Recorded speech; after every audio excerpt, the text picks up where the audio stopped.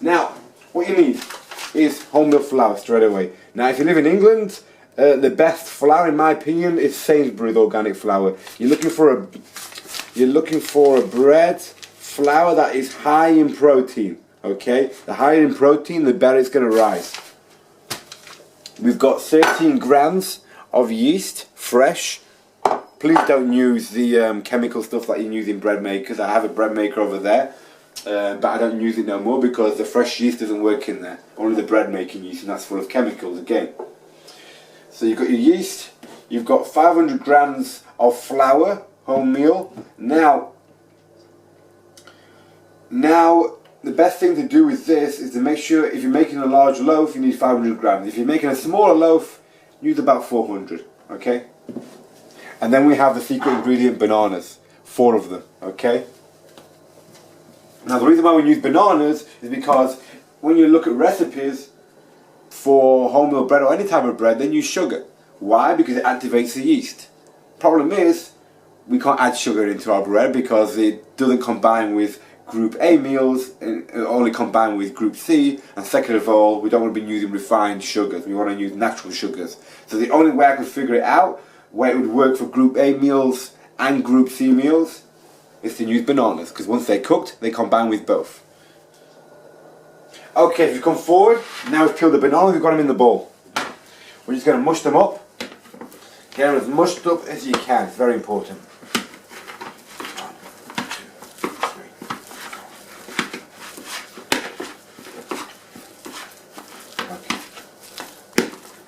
Okay, once they're mushed up, we're finished, we'll be back and we'll go on to the next one. Okay, if you come over, this is how your banana should look. Completely mushed up. Perfect. So all we're going to do now, well, then we'll clean that later, is measure out some warm water. We want about 350 milliliters. So let me just get this water perfectly heated. Just warm water, it shouldn't be roasting hot, just medium, don't want to burn the yeast. Shouldn't be steaming, let's just get it right.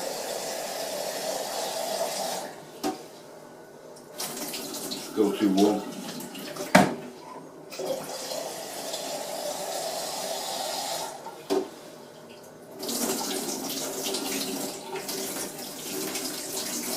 There we go.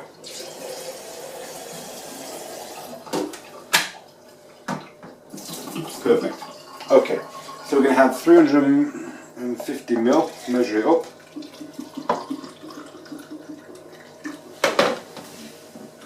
That's 300.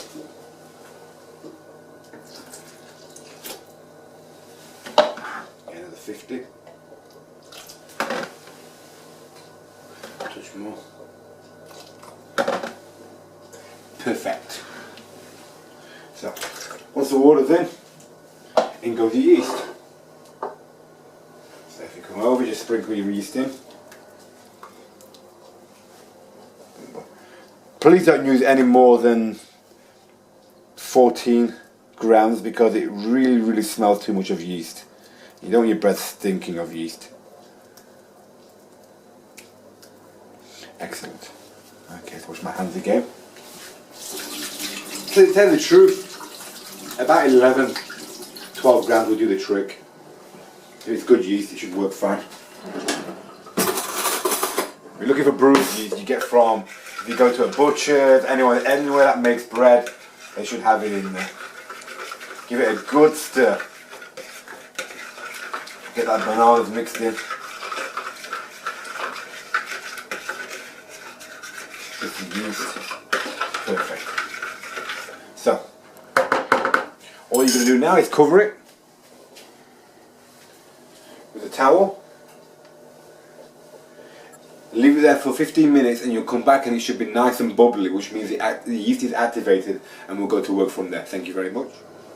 Okay, so we've left it for 15 minutes and this is what happens. If you come over and look, you see the yeast activating, bubbles. Give it a good mix around and you see it all nice and bubbly. Give it a good, excellent. There you go. That means your yeast is ready. More. So now it's time to add the flour. So You're going to add about a quarter of this, not all of it please, about a quarter. So, I'll do it for right now, and then you're going to stir it around. Best to add less than you think and see how it looks just before you add some more. Okay. There we go. Touch more, I think, not too much.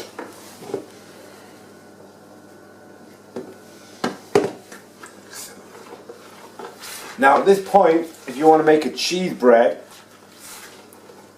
I'd advise it too because it's very, very nice. All you need is about, let me see, 300 mils of cheese, mild grated cheese. Mix it in as well at the same time, and it will be delicious on the end result. But right now we're going to make one that combines with a group C meal or a group A meal. If you cook the cheese, it only goes with a group A. Excellent, this is about perfect. And now what we're going to do, can you just pass me a plate please to put this on?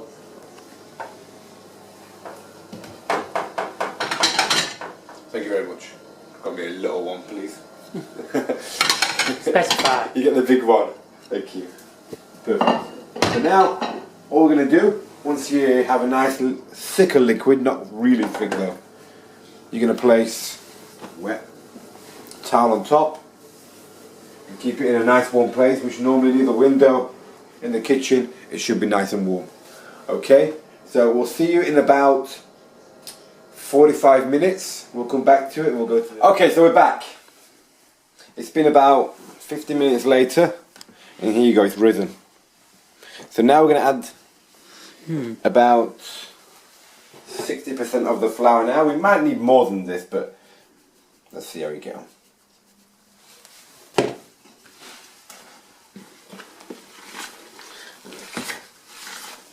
Now, you're more than welcome to use brown flour, which actually rises better.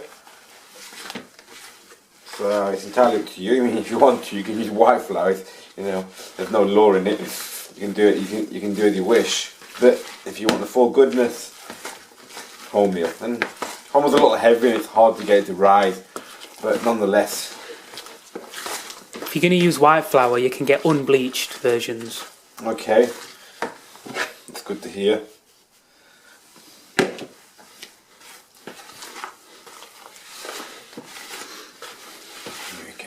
Yeah, it looks like we're going to need some more flour added, but nonetheless, don't worry.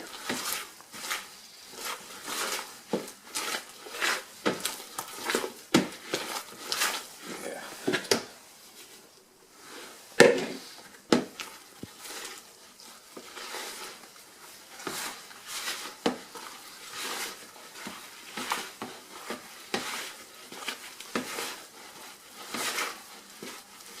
Excuse me. Whoops, be careful. We have your surroundings.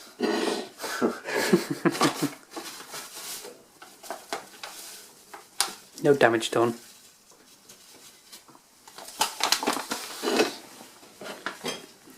So why are we adding extra flour now? Because it's the texture's way too Runny? doughy.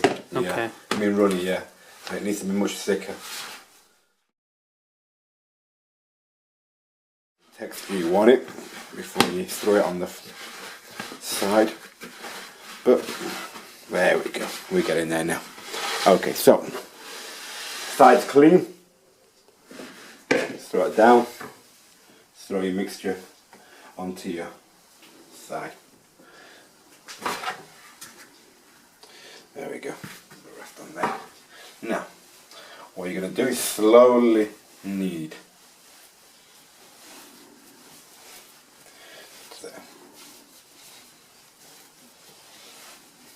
You don't want to overstretch your flour.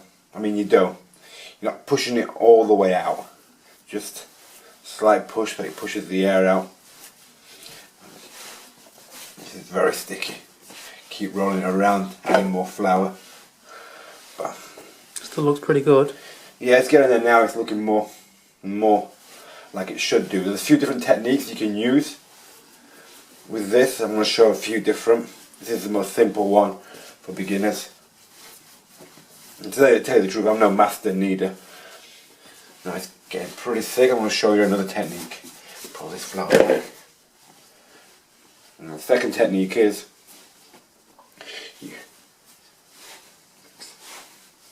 see, I'm going to make it into a little sausage.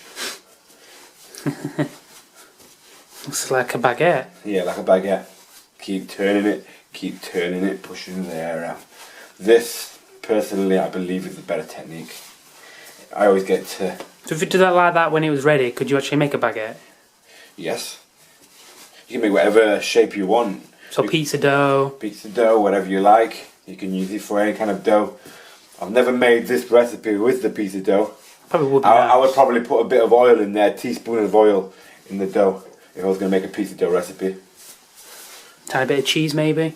No, because you're going to have pizza dough recipes, you're going to have cheese on top anyway, so there's no need to have cheese in the bread as well. Unless you want to make a stuffed crust. That's different, mozzarella cheese. I'm trying to make less recipes without cheese now, and I'll probably bring a few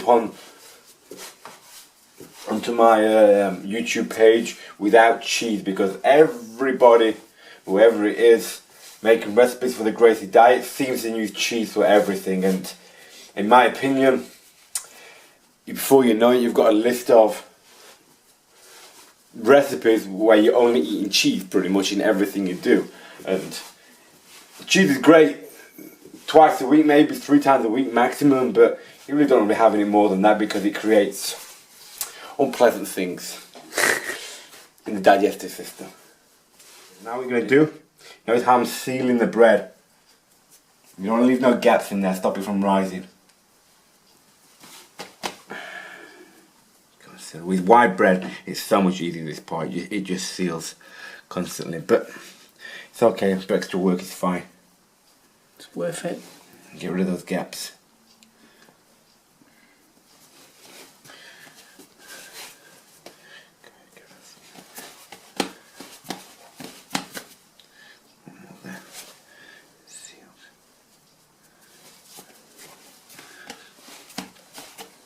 That looks pretty good to me. Okay, it's going to be going there. That's how it looks. We're going to leave it here, and it should rise. Double the size.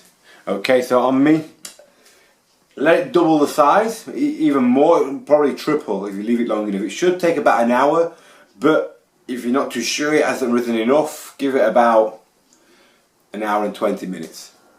Okay, so we're back. Once we take the towel off, you'll notice this is what it should look like. Pretty big. Okay, so now what we're going to do, empty it back out. I like to knuckle it down a little bit, push all the air out, and now we're just going to fold it back up and we're going to knead it a little more. Doesn't matter which technique you use.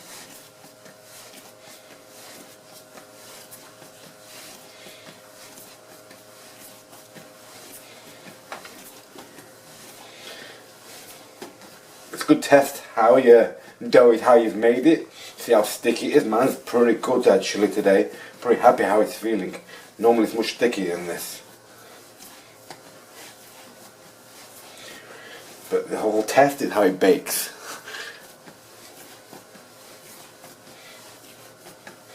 Good. Get the air out properly. You're going to do the second option. 1, 2, 3.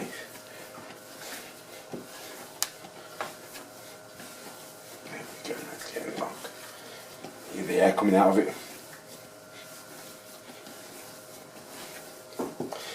You push all the air out, ready for the next rise. Hear it. Especially here. Good. Put it back up.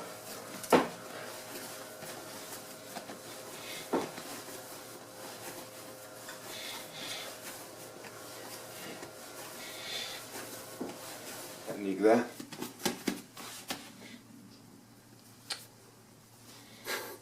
Close. There we go. we go, much better.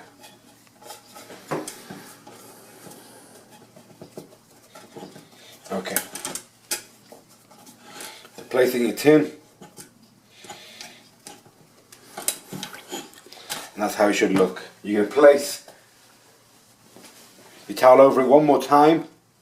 And now you're going to leave it for approximately about 45 minutes. It may take a little longer with the wholemeal. We'll have to check it in a moment when we come back. See how it's looking. But it needs to double in size. Then you're going to place it in the oven. Okay. With about half an hour passed, turn your heater on your cooker. And you want to turn it up to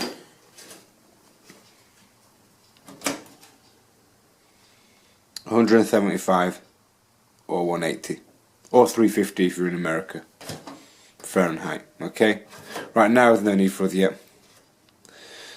So give it half an hour, we'll turn the oven on to preheat and we'll be ready to go. Okay, so this is how it should look. Oh wow. Nice. Look how much it's grown. So now it's grown, it's double in size, we're going to put it straight into the oven. It should grow a little more as we put it in. Place it into the oven. To there. It's on a bit too hot. Put it down to 180. To there. And we're in business. So now we're going to leave it for about 45 minutes. No more than 50, depending on how you like your crust. If you like it nice and crusty on top, about 50 minutes. If you like it medium, 45. And about 40 if you like it undercooked. But 45 is normally what most people like. Thank you very much. We'll show you the end product. Okay, it's out of the oven. If you come forward, you'll notice the bread is nice and brown. Let's turn it upside down. Okay, it's a little hot. There we go. And there you go. There you have your banana bread. Can you smell the bananas? Perfect size. Look at a pretty decent sized loaf. That'll probably last me about 3 days. How long can this store in the fridge? How long can it store in the fridge? Good question. About 5 days. I mean, I'll actually last a week because it's fresh and you know what day you've made it. You know, you go into the store, you don't know how long it's been there, so and so. With this, it's been good for me in the fridge for about a week. So from there on, I'll probably throw it away. But normally, probably tastes so good you'll eat it before then anyway. Yeah, it'll be gone before that anyway. But it's looking a pretty good loaf. I'll be looking forward to digging into this one actually because it looks pretty perfect. So, let's move away please. Thank you very much for watching our video. I hope you enjoyed it. This is how to make perfect wholemeal bread. The Gracie Diet way, could you say.